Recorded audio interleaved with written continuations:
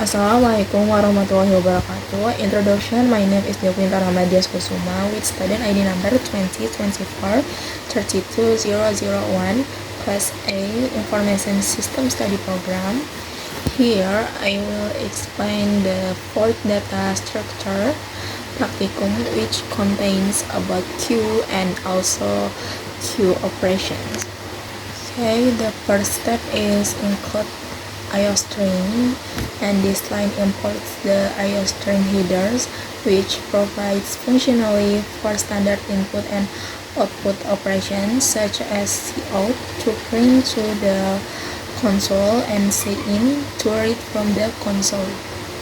And then next is include queue. This line imports the queue header. This header defines the queue class, which is a data structure that follows the FIFO. The means of FIFO is first in, first out principle. In the context of a queue, the first element added will be the first element removed. And then next is include string. This line imports the string header, which provides the string class for working with character sequence text. And then next is using namespace std.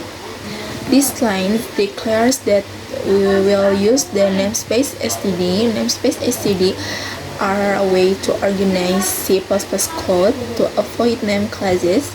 By using namespace std, we can use elements from the namespace std, such as cout queue string, without having to write std in front of them. And then next, this is integer main, is used as a sign that programming is ready to start. And then next is queue string, queue to customer service. This line declares a variable named QCS of type Q. The string in the angle brackets indicates that this Q will store elements of type string. In this case, the Q is used to store customer names. And then next is cout simple customer service queue with back. This line uses cout to print the text simple customer service queue to the console, followed by a new line enroll. In this serves as the program's detail or initial informations. And then this section shows how to edit elements to the queue. QCS push queen. The push function is used to edit a new element to the rear or the of the queue. Here, the string queen is added to QCS, cout added to queen, and this line prints a message to the console informing that queen has been added to the queue. The same process is repeated to edit Rahman, Zizan, Farhan, and Naka to the queue. And this line prints the number of elements customer currently in the queue. The size function returns the number of elements in the queue, and is used to create a new line before printing the message.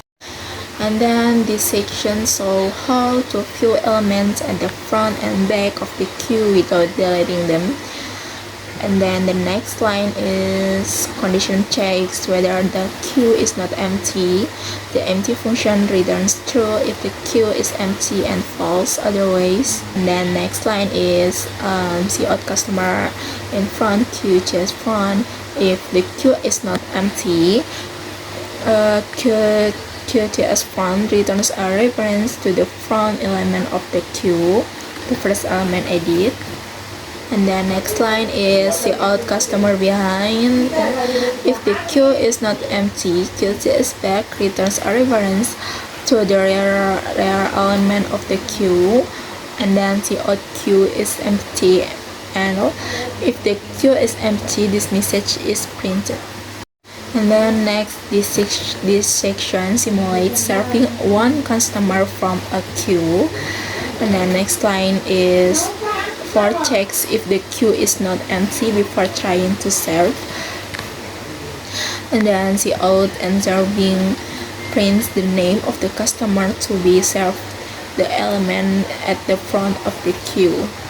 And then next line is queue pop. The pop function removes the front element from the queue. And then cout number of customer in the queue after one customer is served. Queue size prints the number of customers remaining in the queue after one customer is served. The next if queue is empty, else block checks again whether the queue still has elements after pop. If so, it prints the new front and back elements. Otherwise, it prints a message that the queue is now empty. And then next line is cout the queue is empty, nothing can be served. If the queue is empty at the beginning of this section, this message is printed. Okay, and the last is return 0.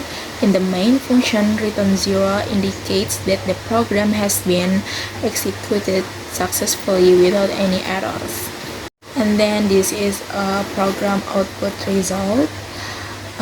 Conclusion of the output result is this program provides a case study example of queue data structure using C++, and then this program shows how to edit elements to the queue, push or push, see the elements in front or front and behind, back, remove elements from the front or pop, and check whether the queue is empty or empty, and get the queue size or size. The output of this program will reflect the change in the queue status as customer are added and served. And that's all from me. Thank you. Wassalamualaikum warahmatullahi wabarakatuh.